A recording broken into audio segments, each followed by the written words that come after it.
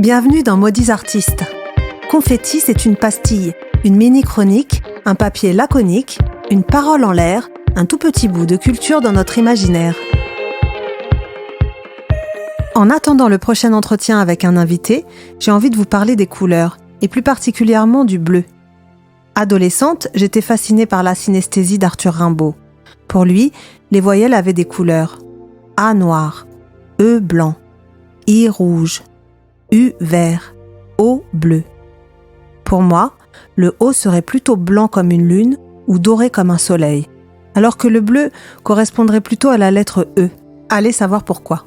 Sur les bancs de l'école, les jours avaient aussi des couleurs dans nos cahiers de texte.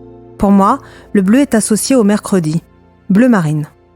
Sur Instagram ou en commentaire, n'hésitez pas à me dire quelle lettre et quel jour vous associeriez au bleu. Quelle émotion, quel tableau ou quelle image vous vient immédiatement à l'esprit quand on vous dit bleu? Le ciel, le lagon, les yeux d'un être cher. Je lui dirai les mots bleus, les mots qu'on dit avec les yeux. J'étais également intriguée par les dénominations données aux nuances de couleurs. Bleu électrique, bleu roi, bleu layette, bleu pan, bleu outre-mer. Qui baptisait tous nos bleus? Au XIXe siècle, les romantiques considéraient le bleu comme la couleur de la mélancolie. C'est aussi le sentiment qu'on associe à la période bleue de Picasso. Regardez son autoportrait de 1901. Voyez-vous son air abattu? Mais pour plus de légèreté, suivons plutôt les petits hommes bleus de Folon, qui s'envolent vers l'horizon, avec leurs chapeaux et leurs manteaux emblématiques. Contemplons les froufrous bleutés des danseuses de Degas et les cieux de Magritte, Van Gogh et Chagall. Pour en savoir plus sur l'histoire des couleurs, on peut lire les ouvrages de Michel Pastoureau, grâce auxquels j'ai appris que le mot blue jean venait du bleu de Gênes et que le mot denim venait de bleu de Nîmes, la ville où l'on fabriquait les fameuses toiles de jean. J'ignorais que le bleu en avait vu de toutes les couleurs et qu'il avait connu des débuts difficiles. Dans l'Antiquité, il n'était même pas considéré comme une couleur. On le méprisait, on l'ignorait. La couleur de la mer était décrite comme celle d'un vin sombre. Mais à partir du XIIe siècle, le bleu devint sacré. La Vierge et le roi sont vêtus de bleu. Il devient ensuite la couleur nationale et la couleur préférée des Occidentaux. Il y a tant à dire sur l'histoire de cette vaste étendue bleue. Pour finir, attardons-nous sur le fameux bleu Klein. En 1955, l'artiste français Yves Klein se lance dans une aventure monochrome à la recherche de l'infini et de la couleur pure. Le musée d'art moderne de la ville de Paris lui demande d'ajouter un élément de couleur à son tableau entièrement orange.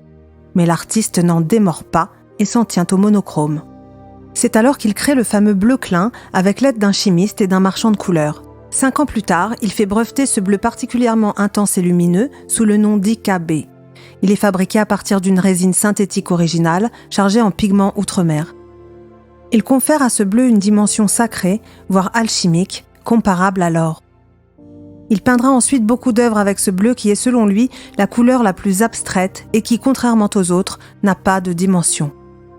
Le célèbre bleu Majorelle se rapproche beaucoup du bleu Klein.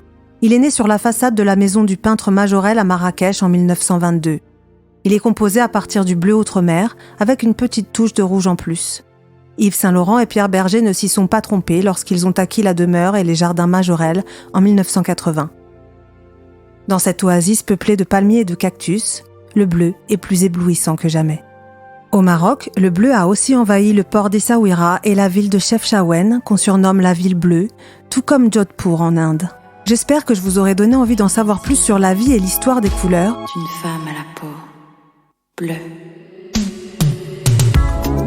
Si vous avez aimé cet épisode, n'hésitez pas à vous abonner et à cliquer partout dans tous les sens, à mettre des étoiles, 4, 5, 6, 7, 8, à l'envoyer à vos parents, à vos amis, à la terre entière, dans tout l'univers et à le partager sur les réseaux sociaux avec des commentaires de dingue et tu cliques ce podcast qui te plaît.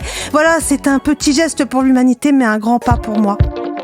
À bientôt pour un nouveau confetti ou pour un entretien avec mon prochain invité. Retrouvez-moi sur Instagram sur le compte maudit.artiste au pluriel.